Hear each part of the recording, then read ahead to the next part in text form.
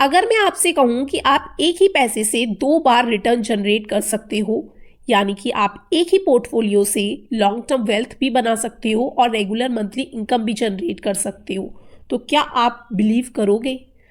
आज मैं आपको बताने वाली हूं एक powerful strategy, dual compounding system from ETF, जो मैं खुद भी फॉलो करती हूं और जिसने मेरी वेल्थ क्रिएशन गेम को कंप्लीटली चेंज कर दिया।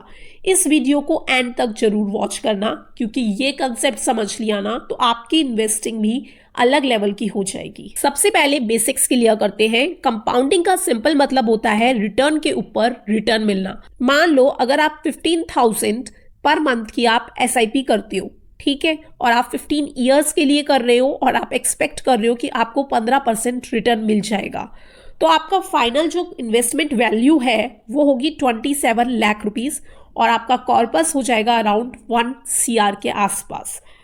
अब ध्यान से सुनिएगा, ये जो मैजिक हुआ 27 लाख से 1 करोड़ कैसे हुआ? क्योंकि यहां पर आपका सिर्फ पैसा ग्रो नहीं हो रहा है, बल्कि आपका प्रॉफिट भी ग्रो हो रहा है।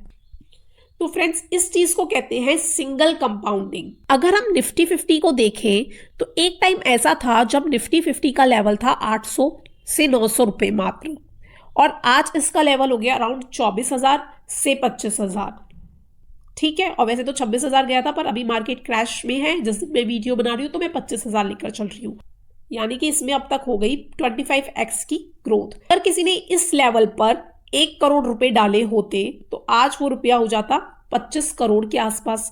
लेकिन कहानी यहीं खत्म नहीं होती। आपने सुना होगा TRI के बारे में, टोटल रिटर्न इंडेक्स। ये वो वर्जन है जहां पर डिविडेंड या जो भी इनकम रिसीव होती है उसे री इन्वेस्ट कर दिया जाता है, और इससे क्या होता है, जो एक्चुअल रिटर्न्स हैं वो ज्यादा हो जाते हैं। ये होती है कंपाउंडिंग की सेकेंड लेयर। अब सीखते हैं डुअल कंपाउंडिंग सिस्टम को।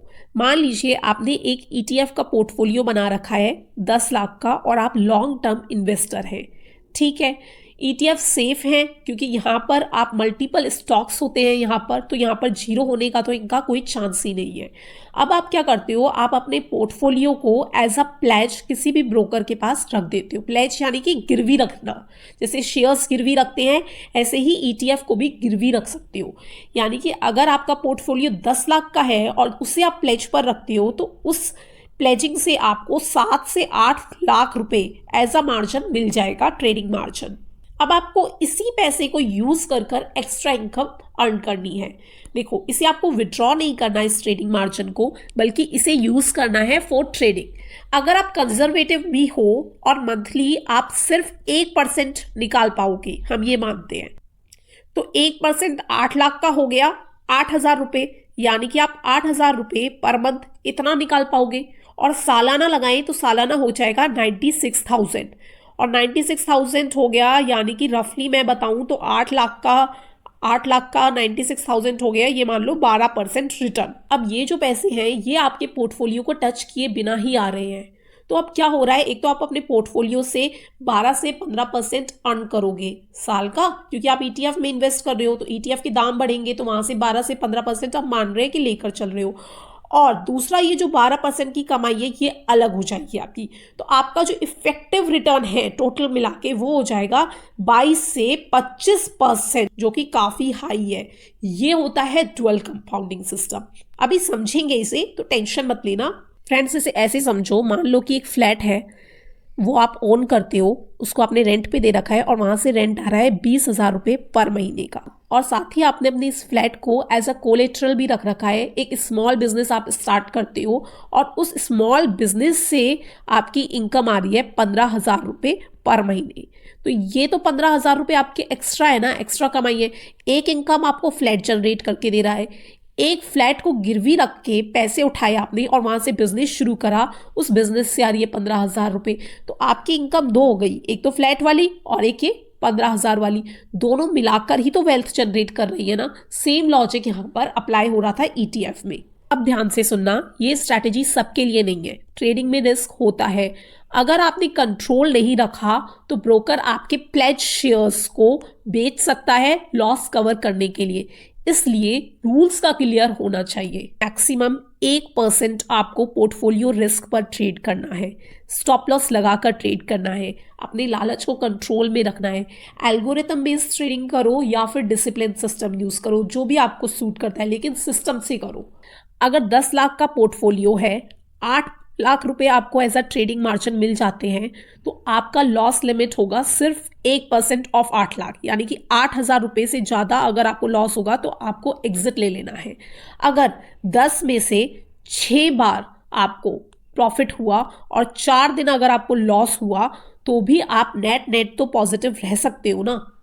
देखो, गेम प्रोबेबिलिटी का है, प्रिडिक्शन का नहीं है। सिस्टम फॉलो करोगे तो आपको दिक्कत नहीं आएगी। मोस्टली लोग ट्रेडिंग में फेल क्यों होते हैं? इमोशन के कारण, ग्रीड, फियर, ओवर ट्रेडिंग। इसलिए मैं पर्सनली एल्गो बेस्ड अप्रोच को प्रेफर करती हूँ।